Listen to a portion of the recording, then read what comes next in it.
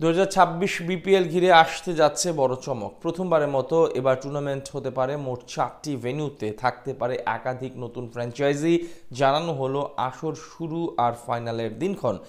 1 মাস ব্যাপী টুর্নামেন্টে থাকবে বেশ কিছু নতুনত্ব। সব মিলিয়ে 2026 বিপিএলে 4 ভেন্যু আর আসর শুরুর সম্ভাব্য সূচি নিয়ে বিস্তারিত রিপোর্ট।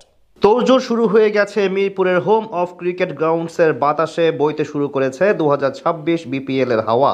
নতুন মেয়াদের সভাপতি নির্বাচিত হয়ে টুর্নামেন্ট আয়োজন নিয়ে বেশ সিরিয়াস আমিনুল ইসলাম বুলবুল। এবার জানানো হলো আসন্ন আসরে থাকতে পারে বড় চমক। প্রথমবারের মতো ঢাকা, চট্টগ্রাম ও সিলেটের পাশাপাশি যুক্ত হতে যাচ্ছে নতুন একটি ভেন্যু। এছাড়া নানান মহল থেকে গুঞ্জন ভেসে আসছিল 2026 আসর নিয়ে নাকি বড় বিপাকে আছে বিসিবি, কিন্তু সেই কথাকে আপাতত উড়িয়ে দিয়ে বোর্ড থেকে সম্ভাব্য সূচিও প্রকাশ করেছে গভর্নিং কমিটি। এবার টুর্নামেন্ট আয়োজন হবে আইএমজি প্রতিষ্ঠানের অধীনে। বেশ কয়েকবার সফলভাবে আইপিএল সহ দুনিয়ার বড় বড় ইভেন্ট পরিচালনাকারী এই প্রতিষ্ঠান দায়িত্ব নিয়েছে পুরো টুর্নামেন্ট নিয়ন্ত্রণ করার। তাই স্বাভাবিকভাবে 2026 আসরে সবশেষ কয়েক বছরের তুলনায় অধিক প্রতিদ্বন্দ্বিতা থাকবে। তবে আসর ঘিরে বেশ কিছু নতুন সিদ্ধান্ত নিতে যাচ্ছে বিসিবি। ফরচুন বরিশালের অধিনায়ক তামিম ইকবাল একবার বলেছিলেন, বাংলাদেশ প্রিমিয়ার লিগে দল সংখ্যা কমিয়ে 5-এ নামিয়ে আনতে বা সর্বোচ্চ 6-এ। বাংলাদেশ ক্রিকেট বোর্ডের নির্বাচন থেকে নিজের নাম প্রত্যাহার করে নেওয়াতে ক্রিকেট প্রশাসনে আর আশা হয়নি তামিমের। তবে এবার পূরণ হচ্ছে তার ইচ্ছা।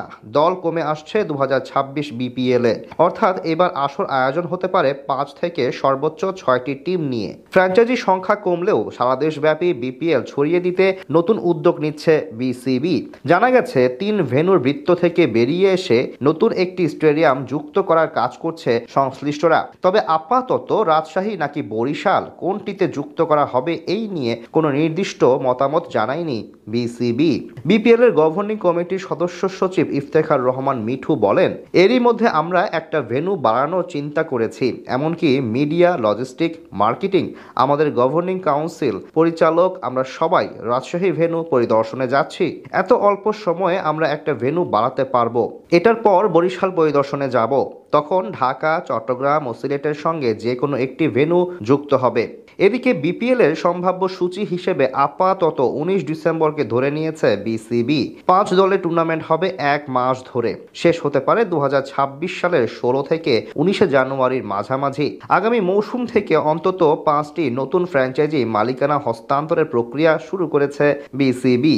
বিপিএল এ যুক্ত হতে পারে নতুন চমক নোয়াখালী জেলা। বিসিবি মোট 10টি সম্ভাব্য অঞ্চলের নাম প্রকাশ করেছে, যেগুলোর মধ্যে অন্তত 5টি অঞ্চলের মালিকানা অনুমোদিত হবে। অঞ্চলগুলো হলো বরিশাল, চট্টগ্রাম, কুমিল্লা, ঢাকা, খুলনা, ময়মনসিংহ, নোয়াখালী, রাজশাহী, রংপুর ও সিলেট। বিপিএল গভর্নিং কাউন্সিল জানিয়েছে, যোগ্য আবেদনকারীদের মধ্যে ন্যূনতম এমন 5টি ফ্র্যাঞ্চাইজিকে বাছাই করা হবে যারা কিনা দল পরিচালনা করার সক্ষমতা রাখে। সবকিছু ঠিকঠাক থাকলে আগামী মাসের প্রথম সপ্তাহে হতে পারে 2026 বিপিএল এর প্লেয়ার্স ড্রাফট।